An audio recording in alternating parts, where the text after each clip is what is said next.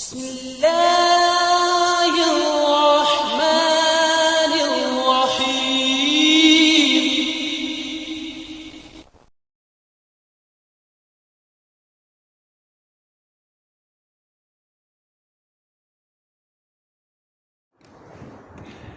آیت نمبر 124.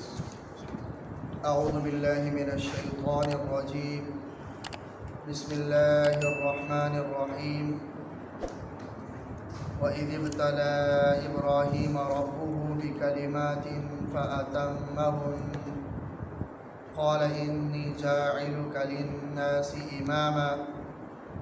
قَالَ وَمِنْ ذُرِّيَّتِي قَالَ لَا يَنَالُ عَهْدِي الظَّالِمِينَ. وَإِذِ ابْتَلَى إِبْرَاهِيمَ، اور جب آزمایا امتحان لیا ابراہیم کا ربہ اس کے پروردگار نے بکلمات کچھ باتوں کے ذریعے فَأَتَمَّهُنَّ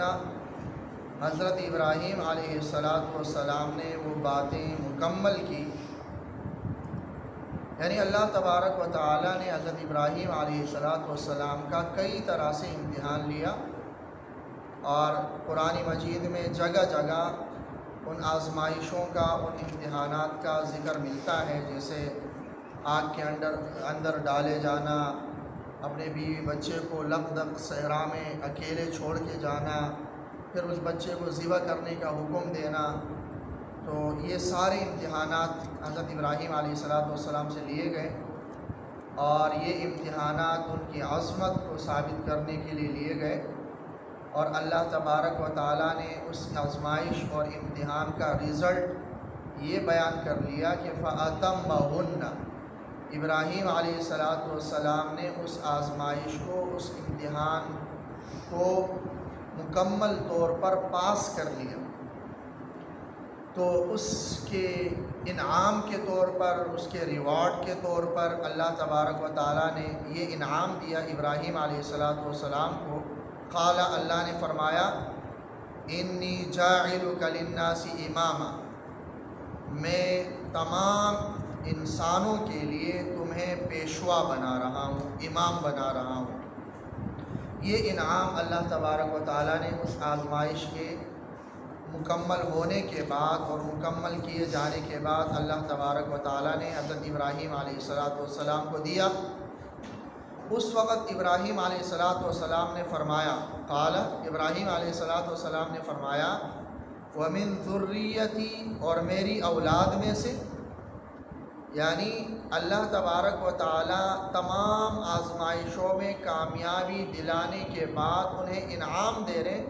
اور اس انعام کے موقع پر ابراہیم علیہ السلام سوال کر رہے ہیں کہ میری اولاد. قال، اللہ تبارک و تعالی جواب دے رہے ہیں، لا ینال عہد الظالمین، کہ میرا عہد، میرا وعدہ ظالموں کو نہیں پہنچے گا. کہ جو نافرمان ہوں گے، جو کافر ہوں گے، کفر پر چلیں گے آپ کی اولاد میں سے، ان کے لیے میرا کوئی وعدہ نہیں ہے. اس کے علاوہ آپ کی اولاد جو سیدھے راستے پر ہوں گے اور راہ راست پر ہوں گے، ان کے لیے میرا وعدہ ہے کہ انہیں بھی میں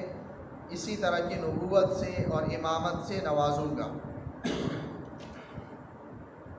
تو بہرحال جیسا کہ کل عرض کیا گیا، اس آیت کے اندر اللہ تبارک و تعالیٰ نے مشرکین کو، یہود اور نصارہ سب کو یہ تنبیہ کر دی کہ ایک تو ابراہیم علیہ السلام توحید کے علمبردار تھے، اور اس توحید کے پاداش میں ہی انہیں آگ میں ڈالا گیا اور طرح طرح کی آزمائشوں سے انہیں گزارا گیا. اور تم یہ دعویٰ کرتے ہو کہ ہم دین ابراہیمی پر ہیں، اور بالکل ابراہیم علیہ السلام کے دین کے الٹ چل رہے ہو. یہاں پر یہ تنبیہ کر دی. پھر یہود جو یہ سمجھتے تھے کہ نبوت اور دنیا کی امامت اور پیشوائیت یہ بنی اسرائیل کا حق ہے، اور بنی اسرائیل کے علاوہ اگر کوئی نبی آتا ہے تو وہ ہمارے لیے واجب الاتباع نہیں ہے،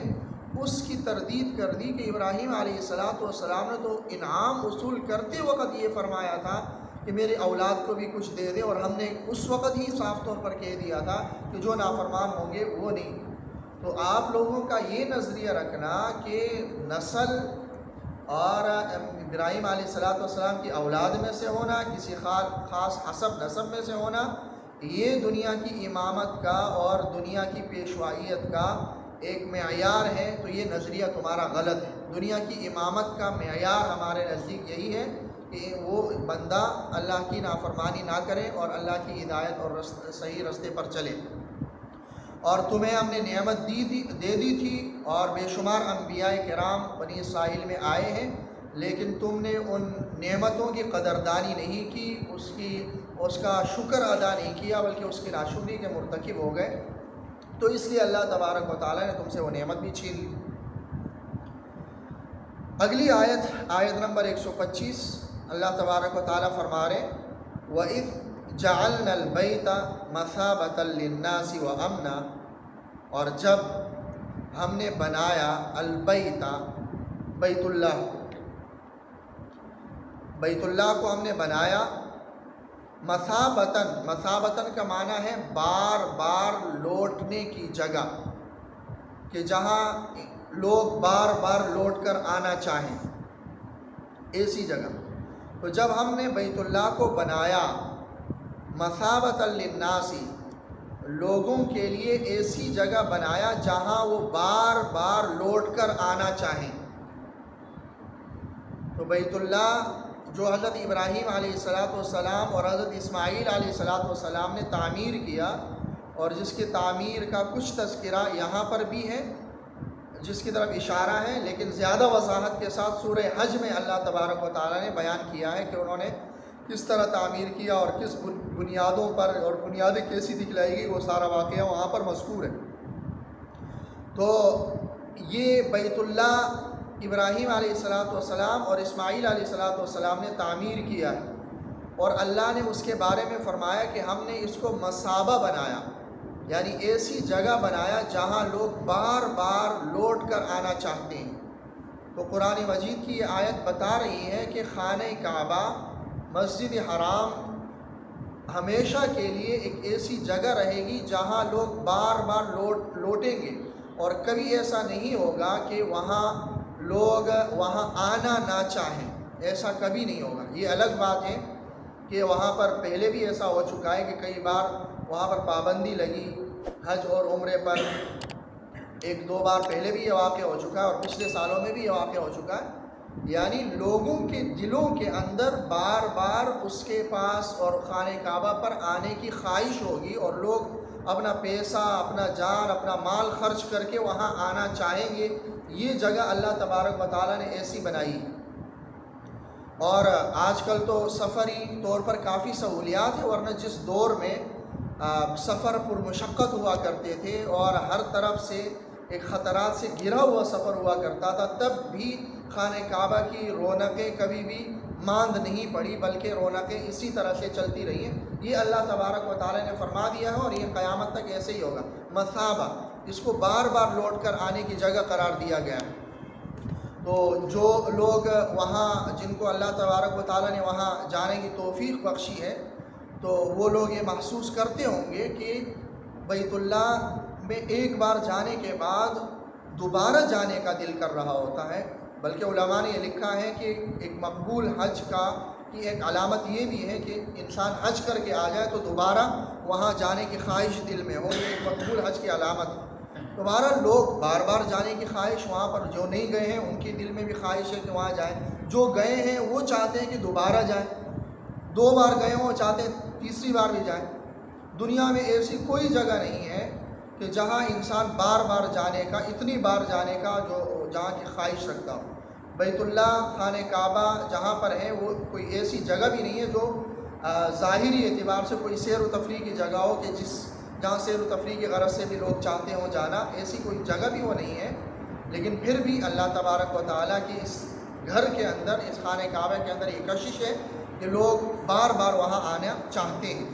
تو یہ اللہ تبارک و تعالیٰ نے اس کے اندر یہ کشش رکھی ہے۔ اور جب ہم نے بنایا بیت اللہ کو لوگوں کے لیے بار بار لوٹنے کی جگہ، وَأَمْنًا، اور سراسر امن کی جگہ بنایا، اللہ تبارک و تعالیٰ نے مسجد حرام کو، بیت سے مراد صرف بیت اللہ نہیں ہے بلکہ حدود حرم سارے ہیں، سارا حرم کے سارے حدود اس سے مراد ہے، صرف خانہ کعبہ کی خاص سارے حدود وہاں پر اس سے مراد ہے۔ جیسے دوسری جگہ آیت میں اللہ تعالیٰ فرماتے ہیں ہدیم بالغ الکعبہ، کہ قربانی کا جانور کعبہ پہنچ رہا ہو وہاں ذبح کیا جائے۔ حالانکہ وہ قربانی کا جانور خاص کعبہ میں ذبح نہیں کیا جاتا، بلکہ حدود حرم میں کے اندر ذبح کیا جاتا، تو وہاں کعبہ بول کر پورے حدود حرم مراد ہے۔ تو اسی طرح یہاں پر بھی پورے حدود حرم کو اللہ تبارک و تعالیٰ نے امن کا گہوارہ بنایا۔ ایک تو ابراہیم علیہ السلام نے دعا کی، جیسا کہ آگے اس کا ذکر بھی ہے، رب اجعل ھذا بلدا آمنا، امن والا شہر بنا دے اس کو۔ اس دعا کا ثمر ہے کہ اللہ تبارک و تعالیٰ نے یہ حرم کو اللہ نے امن کی جگہ بنایا۔ اللہ تبارک و تعالیٰ نے وہاں کسی انسان کے قتل کرنے کو ویسے بھی حرام ہے، ویسے وہاں جنگ کرنا حرام قرار دیا گیا، وہاں کسی حیوان کو مارنے کو اللہ تبارک و تعالیٰ نے حرام قرار دیا ہے، وہاں کوئی درخت کاٹنے کو بھی اللہ تعالیٰ نے حرام قرار دیا، خودرو گھاس تک کو اکھاڑنے کو اللہ تبارک و تعالیٰ نے اس سے بھی منع کیا ہے۔ تو وہاں کا امن ایسا ہے کہ جو صرف انسانوں کے لیے نہیں ہے بلکہ حیوانات اور نباتات کے لیے بھی وہ امن شامل ہے۔ اللہ تبارک و تعالیٰ نے ایسا امن، اور اس امن کا اگرچہ جو مشرکین تھے وہ مذہبی لحاظ سے شرک میں مبتلا ہو چکے تھے، لیکن ان کے دلوں کے اندر بھی حرم کا یہ احترام باقی تھا۔ وہ مشرکین باوجود شرک کے وہ اگر حرم کے حدود کے اندر اپنے سب سے بڑے دشمن کو بھی پا لیتے تو اسے بھی وہاں پر کچھ نہیں کہتے تھے، اپنے باپ کے قاتل کو بھی وہاں پر کچھ نہیں کہتے تھے۔ اور اللہ تبارک و تعالیٰ نے بھی نبی اکرم صلی اللہ علیہ وسلم کو بھی یہ حکم دیا کہ حرم میں تلوار اٹھانے کی اجازت نہیں ہے، صرف فتح مکہ کے موقع پر چند دن کے لیے اللہ تبارک و تعالیٰ نے اجازت دے دی تھی، اور اس کے بعد اللہ تبارک و تعالیٰ نے حرم کے اندر ہتھیار اٹھانے کو، قتل و قتال کرنے کو حرام قرار دے دیا۔ اور نبی اکرم صلی اللہ علیہ وسلم نے حجۃ الوداع کے موقع پر اس کا باقاعدہ اعلان بھی کیا کہ وہاں پر یہ قتل و قتال ہمیشہ کے لیے حرام ہے۔ وہاں کسی سے قصاص صرف اسی سے لیا جا سکتا ہے جس نے حرم کے اندر ہی کسی کو قتل کیا ہو، حرم کے اندر ہی کسی کو قتل کیا ہو تو اس سے قصاص حرم کے حدود کے اندر لیا جا سکتا ہے۔ کوئی باہر سے قتل کر کے وہاں آ جائے تو امام ابو حنیفہ رحمہ اللہ فرماتے ہیں کہ حرم کے اندر اس سے قصاص نہیں لیا جائے، بلکہ اس کو مجبور کیا جائے گا حرم سے نکلنے پر۔ ایسے طریقہ کار اپنایا جائے گا کہ وہ مجبور ہو جائے، حرم سے نکلنے پر مجبور ہو جائے، اور جیسے ہی وہ حرم سے نکل جائے تو وہاں اس سے قصاص لیا جائے۔ اتنا احترام ہے حرم کا۔ تو یہ حضرت ابراہیم علیہ السلام کی دعا کا ثمر ہے کہ اللہ تبارک و تعالیٰ نے اس کو جائے امن قرار دے دیا۔ وَاتَّخِذُوا مِن مَّقَامِ إِبْرَاهِيمَ مُصَلًّى، اور تم مقام ابراہیم کو نماز پڑھنے کی جگہ بناؤ، کہ طواف کے بعد 2 رکعت نماز پڑھنا یہ واجب ہے، اور مقام ابراہیم پر پڑھنا یہ سنت ہے۔ مقام ابراہیم وہ پتھر جہاں رکھا ہوا ہے جس پتھر پر حضرت ابراہیم علیہ السلام نے پیر رکھ کر خانہ کعبہ کی تعمیر کی تھی، اور جس طرح حجر اسود یہ جنت سے آیا ہوا پتھر ہے، اسی طرح یہ جو مقام ابراہیم علیہ السلام نے خانہ کعبہ کی تعمیر کے لیے جو پتھر استعمال کیے بھی جنت سے آیا ہوا۔ حضرت انس رضی اللہ تعالیٰ عنہ فرماتے ہیں کہ میں نے اس پتھر میں ابراہیم علیہ السلام کے قدم کے نشانات دیکھ لیے تھے، لیکن لوگوں کے زیادہ چھونے کی وجہ سے وہ نشانات پھر دھندلا گئے، ابھی واللہ عالم وہ نشانات ہیں یا نہیں ہیں۔ تو بہرحال اللہ تبارک و تعالیٰ نے فرمایا کہ مقام ابراہیم کو نماز پڑھنے کی جگہ بناؤ۔ ویسے تو طواف کے بعد 2 رکعت پڑھنا واجب ہے، اور ان 2 رکعت کو مقام ابراہیم کے مقابل پڑھنا یہ سنت ہے، کہ اس طرح کھڑے ہو کر پڑھنا کہ مقام ابراہیم بھی سامنے ہو، خانہ کعبہ بھی سامنے ہو، یہ سنت ہے۔ اگر کسی کو موقع نہیں ملتا تو وہاں پڑھنا ضروری واجب نہیں ہے، موقع ملتا ہے تو ٹھیک ہے، بالکل سامنے ہی ملتا ہے تو اور اچھی بات ہے، بالکل مقابل میں نہیں ملتا تو اس کے پیچھے جہاں پہ ہمیں ملے وہاں پر بھی آپ پڑھ سکتے ہیں۔ تو بہرحال مقام ابراہیم کو تم نماز پڑھنے کی جگہ بناؤ۔ وَعَهِدْنَا إِلَىٰ إِبْرَاهِيمَ وَإِسْمَاعِيلَ، ہم نے ابراہیم اور اسماعیل کو یہ تاکید کی، أَن طَهِّرَا بَيْتِيَ، کہ میرے گھر کو پاک کرو، لِلطَّائِفِينَ، طواف کرنے والوں کے لیے، والعاکفین، اعتکاف کرنے والوں کے لیے، والرکعی رکوع کرنے والوں کے لیے، والسجود سجدہ کرنے والوں کے لیے، اس کو پاک کرو۔ اور پاک کرنے کا دونوں معنی ہے کہ بتوں سے پاک کرنا، شرک اور بت پرستی سے پاک کرنا، یہ بھی اس کے اندر شامل ہے کہ اس کے اندر کوئی شرک نہ کیا جائے، اس کے اندر سوائے اللہ کے کسی کی عبادت نہ کی جائے، یہ بھی اس کے اندر شامل ہے۔ اور ظاہری پاکی بھی شامل ہے کہ اس کے اندر گندگی نہ ہو، وہ پاک صاف ہو، تاکہ وہاں آنے والے لوگوں کو اس سے تکلیف نہ ہو۔ اور بیتیہ کہہ کر، کیونکہ ساری مساجد اللہ تبارک و تعالیٰ کے گھر ہیں، ساری مساجد کے لیے حکم ہے کہ ہر مسجد ظاہری طور پر بھی پاک صاف ہونی چاہیے اور روحانی اعتبار سے بھی پاک ہونی چاہیے، کہ مسجدوں کے اندر اللہ تبارک و تعالیٰ ہی کی عبادت کی جائے، اللہ کے ساتھ کسی کو عبادت میں شریک نہ ٹھہرایا جائے۔ تو یہ دونوں قسم کی پاکی اس کے اندر شامل ہے کہ ہم نے تاکید کی ابراہیم کو اور اسماعیل کو، ان طہر بیتیہ، کہ میرے گھر کو پاک کر لو، للطائفین، طواف کرنے والوں کے لیے۔ تو بیت اللہ یہ طواف کے لیے بنا ہے، بیت اللہ اعتکاف کے لیے بنا ہے، بیت اللہ رکوع اور سجدے کے لیے بنا ہے۔ اور طواف کو پہلے ذکر کیا، اس سے یہ معنی نکل رہا ہے کہ بیت اللہ میں سب سے زیادہ ثواب کا کام طواف ہے۔ وہاں جا کر انسان جتنا زیادہ طواف کر سکے، یہی سب سے زیادہ ثواب کا کام ہے۔ وہاں جا کر نوافل پڑھنے کے بجائے طواف زیادہ سے زیادہ کرنا چاہیے۔ جو باہر سے لوگ جاتے ہیں وہاں، ان کے لیے زیادہ ثواب اسی میں ہے کہ وہ جتنا زیادہ ہو سکے وہاں اس کا طواف کر لیں، کیونکہ یہ طواف ایک ایسی عبادت ہے جو وہاں ہی ہو سکتی ہے، اس کے علاوہ دنیا میں کہیں بھی یہ عبادت نہیں ہو سکتی ہے۔ اللہ تبارک و تعالی ہمیں ان کی توفیق دے۔ سبحانک اللہم و بحمدک، اشہد ان لا الہ الا انت، استغفرک و اتوب الیک۔